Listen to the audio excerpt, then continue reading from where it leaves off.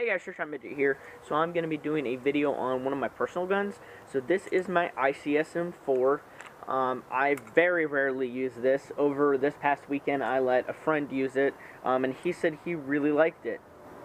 So it's been a while since I've actually shot it, and so I shot it before I let him use it, made sure it was working and everything. It was about 3 months ago I put a different hop up in here and it shot fine then, but I hadn't shot it for about 3 months.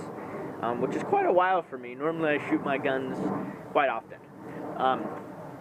So let's just start from the back and go to the front. So I have an A&K PTW crane stock, so it actually has the felt pad. Sure, it's not in good condition, but it actually has the pad.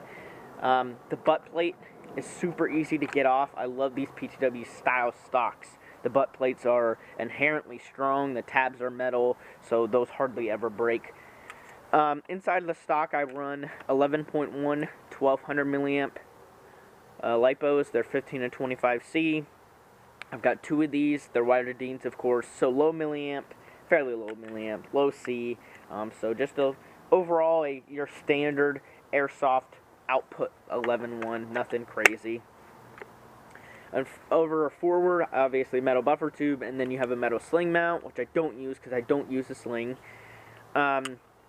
Metal body. This is the metal body version. It is the older version too. These are the really old ones where the decocking feature is in the forward assist, which I prefer. I don't like the safety one like their newer ones. I prefer this, but the big thing about this type of decocking system or spring decompression system is the fact that the air latch is made of cardboard. So I have broken 2 of the air latches in this because when you push this forward, it actually hits that latch and then releases it, and it's just a lot of stress on that latch, especially when it's pre-cocking it a lot, like I have on this.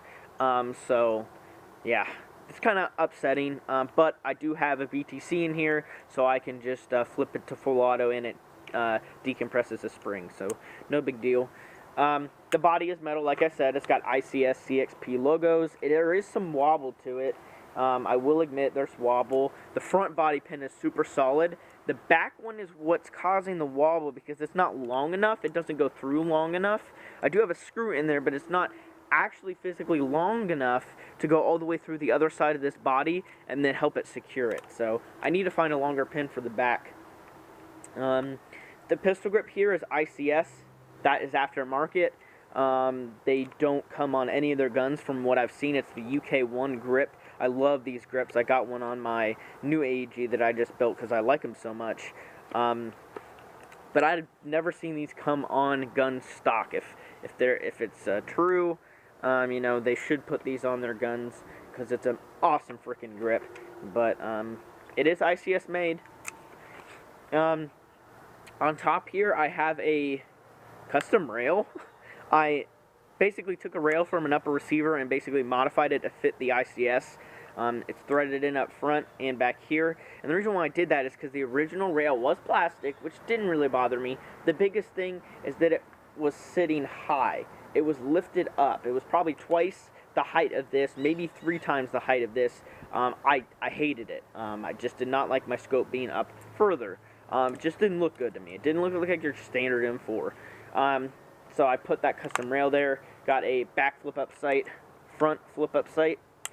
I got a extended charging handle latch. I've got a G&P Comp 2 replica. It's never worked. I bought this broken about 4 years ago. It's just there for looks. I have an APS 12-inch key mod. It has been painted over matte black. So it's kind of in awful shape, but I've had this rail for about 40 years. It's got a Magpul hand stop on the bottom and a unique flash hider out front. This barrel is Classic Army and it is 14.5 inches, so it's standard length. Internals, I've got a straight trigger. I've got a ZCI high torque motor. I've got the Chimera BTC Mark II.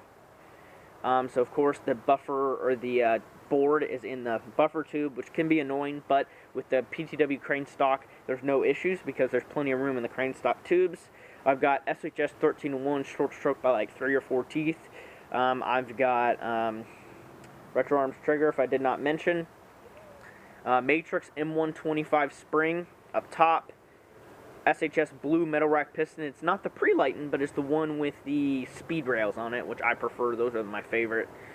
And then it's got a Lonex cylinder head, aluminum, a Lonex piston head, aluminum, and pretty much everything else is stock. I have a ZCI ball bearing spring guide.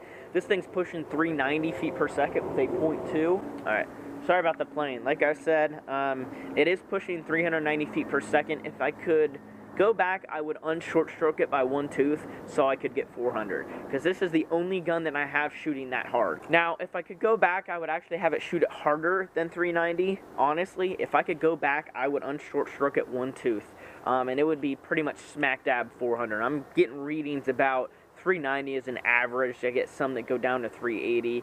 The spring is probably 2 years old in this. It's quite old. It's sealed up pretty well.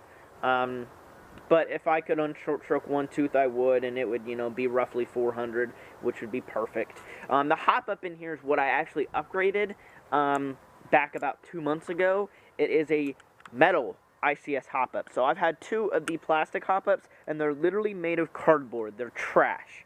And so for the same price, you can get a metal one, and that's what I did. And then it also has a Lonex 50-degree bucking and a brass inner barrel. The brass inner barrel stops right here, so it's actually a really short barrel. It doesn't go all the way out here. And I have a full cylinder in here. It's a, I forgot to mention that, it's an SRC full cylinder.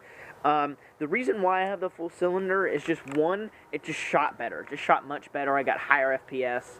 Even with the short stroking, for some reason I just got higher FPS.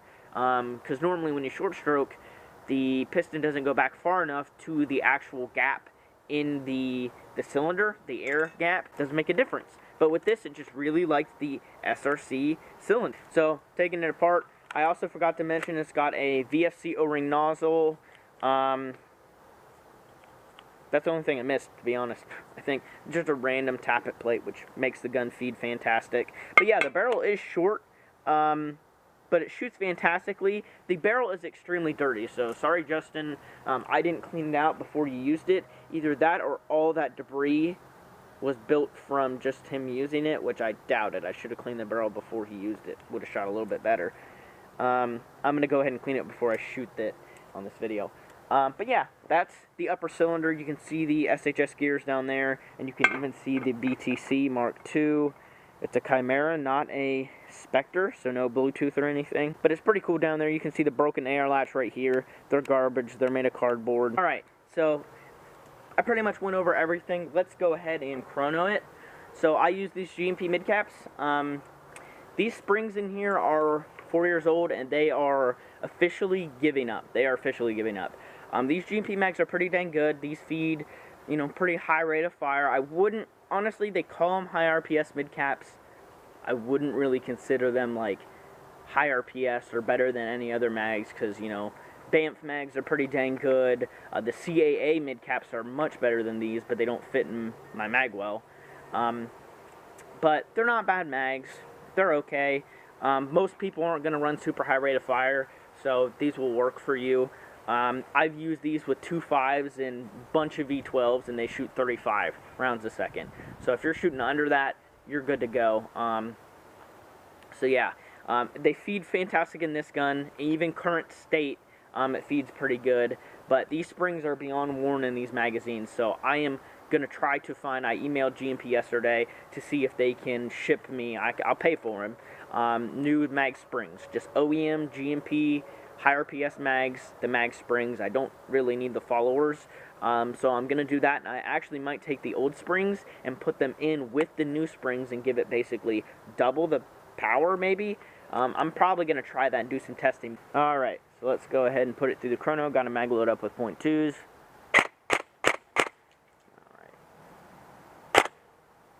383, 388, 385, 383, 388, 383, 387, 382, 385, 380. So it's more like 380s rather than 390, which isn't that big of a deal. Like I said, if I could short stroke one less tooth, it would be like 395, 400, 383. Let's do rate of fire.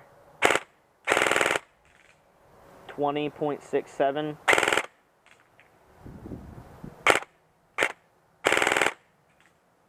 20.63. 20.43.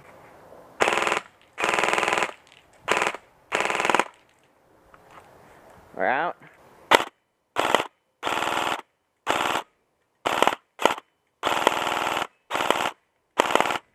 For some reason, my, I don't know what's going on. Basically, it's like, I'm pulling the trigger and I'm firing on full auto. It did the same thing in the Chrono. I'm firing on full auto and it stops. And so I have to let go of the trigger and pull it again. That sounds like a BTC issue, but semi-auto works fine.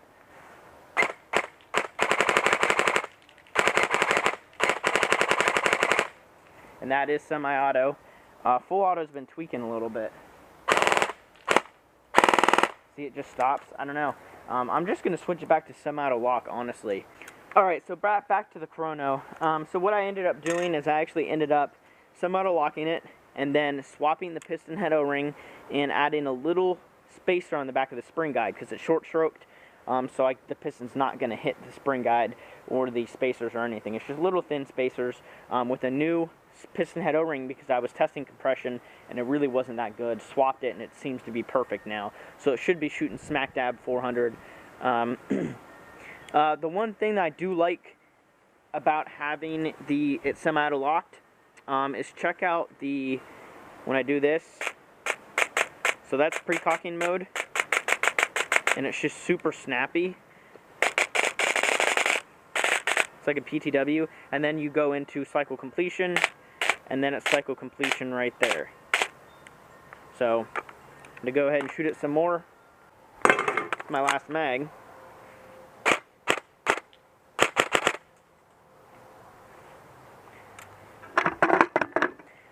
So got .2s in here. 392.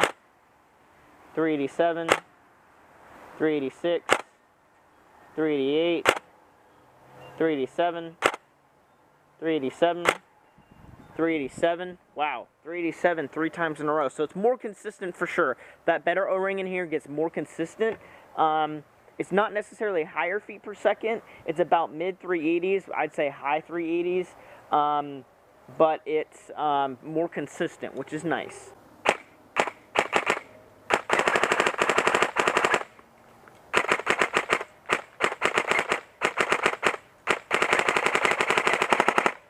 So I can still spam the heck out of it, and it does keep up. So yeah, that's pre-cocking on semi. And then full auto is going to be cycle completion, because I did turn full auto off. But anyways, if you have any questions, let me know, and I'll see you on the next video.